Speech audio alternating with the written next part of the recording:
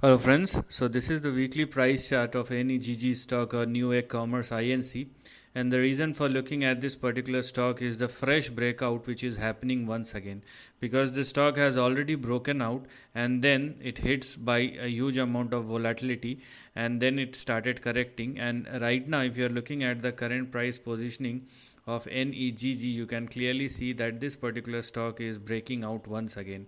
So we have these two lines which are now our support and stop loss, or the levels at or above which the fresh breakout is happening once again. So before going any further, you must understand the risk.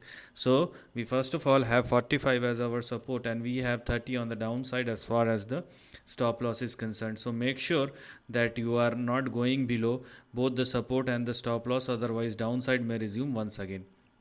So with this fresh breakout, it is mandatory for the stock to sustain or hold above 45 or more. That's the least. Now because we are talking about the weekly chart, so the target will be on the higher side and it will take time. So the least which one can expect if the stock continue to trade and sustain above 45 is your immediate target, which will be 135, and an extension may push this particular stock towards or up to 191.